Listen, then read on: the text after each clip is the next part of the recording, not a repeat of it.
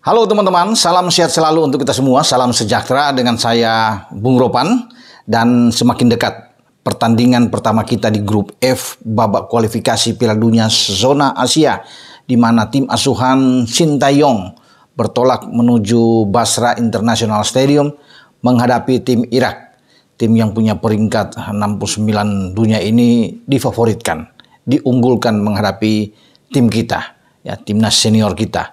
Namun segala sesuatu bisa terjadi di atas lapangan. Dan Sintayong bersama dengan tim asuhannya bertekad paling tidak bisa mencuri 1 poin atau hasil seri menghadapi Irak. Memang ini pekerjaan yang sulit. Ya, suatu misi yang berat ketika kita melakoni laga tandang berhadapan dengan tim favorit yang punya peringkat memang jauh di atas kita. Tetapi tekad, semangat dari pemain-pemain kita untuk membuktikan bahwa Indonesia bisa meladeni, bahkan bisa mendapatkan poin di saat akan menghadapi Irak. Itu yang menjadi poin penting. Karena dengan mental yang kuat, kita bisa menyelesaikan pertandingan dengan hasil yang positif. Irak sekarang berpikir, mereka terbeban karena bermain di kandang di hadapan publik mereka dan dituntut harus menang. Ya, menghadapi Indonesia. Tadinya mungkin mereka saja menganggap enteng, menganggap sebelah mata ketemu dengan Mark Klok dan kawan-kawan.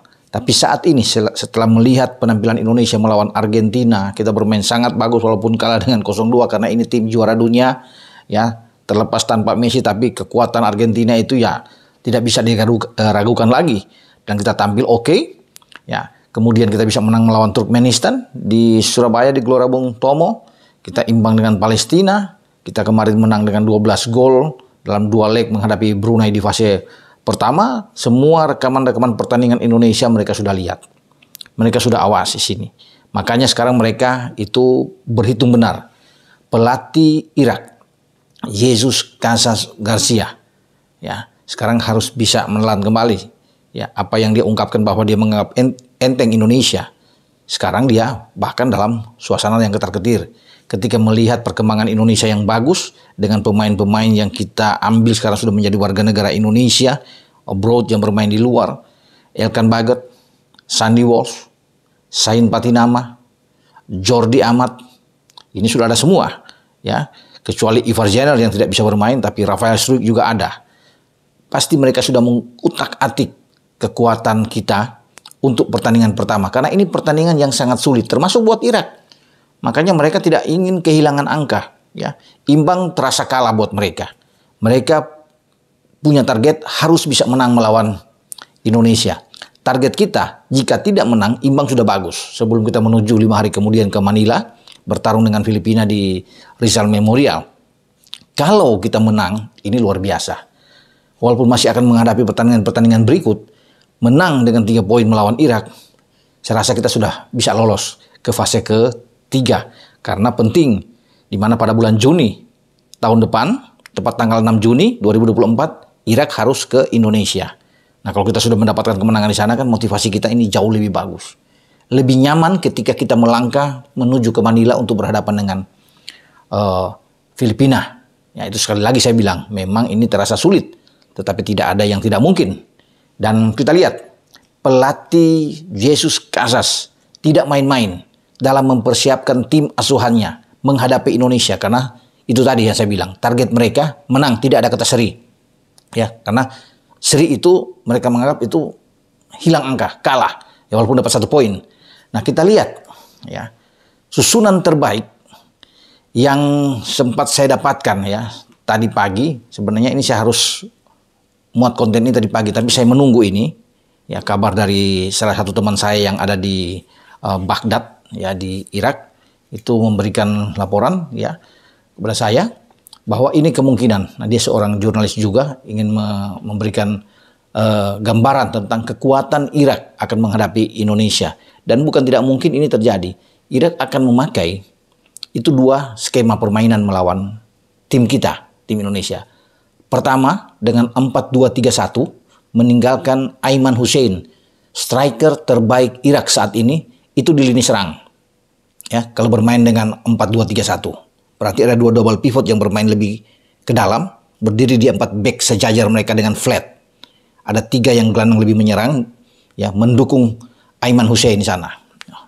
Kalau dengan pola seperti ini, itu 4 belakang penjaga gawang itu akan dimainkan oleh Jalal Hasan, ya. Kemudian di kanan ada Mustafa Sa'adon, di kiri ada Mirkas Doski, dan 2 bek tengah mereka Ali Adnan bersama dengan Rebin Sulaka. Itu 4 back flat. Nah, di posisi tengah gelandang itu ada Amjad Atawan. Ini gelandang yang tidak tergantikan. Sejauh ini selalu dimainkan oleh Jesus Casas bersama kemungkinan besar kalau tidak Amir Al-Amari bermain di situ adalah Osama Razid. Itu di 2 double pivot mereka. Yang lebih ke depan, Jesus Casas memanggil kembali gelandang yang bermain di Utrecht, mantan pemain, ini anak muda dari Manchester United yang pernah bermain di sana. Itu Zidane Iqbal, ya. Iqbal akan bermain di posisi gelandang mendukung Aiman Hussein. Kemudian dengan Basar Razan dan Ibrahim Bayes. Ibrahim Bayes ini adalah suatu gelandang juga yang tidak tergantikan, yang selalu diandalkan oleh Jesus Casas di setiap pertandingan. Termasuk ketika mereka bermain melawan Qatar kalah adu penalti setelah 0-0, bermain 2-2 dengan Jordania dan kemudian menang adu penalti 5-3 kemarin jadi Oktober pertengahan. Nah, ini nama-nama yang dimainkan. Itu dengan skema 4-2-3-1. Tapi ada skema kedua yang akan dimainkan karena mereka bermain di kandang, tidak boleh kalah melawan Indonesia. Jesus Casas ini memainkan dengan 4-4-2. 2 striker akan ditaruh langsung di depan, yaitu selain Aiman Hussein, ada anak muda yang mereka akan ambil, Ali Al-Hamadi, yang juga ditampilkan ketika mencetak gol, ya, melawan Jordania, karena bermain 2-2 waktu itu. Ini masih 21 tahun. Ya, Ali Al-Hamadi, dialah yang akan didorong untuk mendampingi Aiman Hussein, goal getter dari Irak. Nah, berarti ada perubahan di sini. Kalau dengan 4-4-2 ada satu gelandang yang akan dikorbankan, ditarik oleh Jesus Casas untuk tidak dimainkan. Itu adalah Osama Razid yang tidak akan dimainkan. Ketika mereka bermain dengan pola yang lebih terbuka, lebih menyerang, itu 4 gelandangnya akan diisi oleh Ibrahim Bayes, Amjad Atawan, Basar Razan, kemudian dengan Zidane Iqbal. Itulah gelandang-gelandang mereka untuk mendukung Al-Hamadi dan juga dengan Aiman Hussein di depan. Di belakang saya pikir tidak akan berubah ya, dengan Sa'adon, ada Doski, ada Adnan dan Sulaka. Berdiri di depan Jalal Hasan. Itulah kabar terakhir bagaimana 2 skema yang dipersiapkan oleh Jesus Casas, pelatih Irak, untuk meladeni tim kita yang ditangani oleh Sintayong. Nah, kita belum tahu apa yang akan dilakukan, respon apa yang akan diberikan oleh Sintayong ketika akan menghadapi pertandingan tandang ini. Apakah akan bermain dengan 3 back atau 3-5-2 atau bermain dengan 4 back flat? Itu adalah sebuah rahasia bagi STY. Tidak bisa diungkapkan di sini karena STY masih menyimpan ini, karena dia tahu persis apa yang akan dimainkan di saat partai tandang menghadapi Irak. Karena STY juga tahu ini pertandingan yang sulit dan dia harus bisa memainkan materi pemain terbaik sesuai dengan game plan yang diinginkan oleh STY di saat akan bertarung menghadapi Irak. Jadi kita akan nantikan apa yang akan terjadi di Basra International Stadium antara Irak melawan Indonesia, dan yang pasti Irak akan tetap waspada, ya, siaga penuh untuk menghadapi Indonesia. Mereka juga ada perasaan takut. Mereka juga bisa melihat bagaimana kita mampu bisa mengalahkan Kuwait di kandang Kuwait dengan 2-1. Jordania hanya menang tipis 1-0 ya di kualifikasi sebelumnya, di mana kita akhirnya lolos menjadi salah satu runner up terbaik. Mereka punya itu, ya. Bagaimana video-video kita, mereka sudah mengamati tentunya. Makanya wajar kalau mereka sekarang berhati-hati untuk menghadapi Indonesia. Oke, sampai di sini saya berbicara tentang kekuatan Irak dan apa yang akan mereka lakukan dengan 2 skema mereka yang saya bicara tadi untuk bisa menghadapi tim Indonesia. Dengan saya, Bung Ropan. Ciao.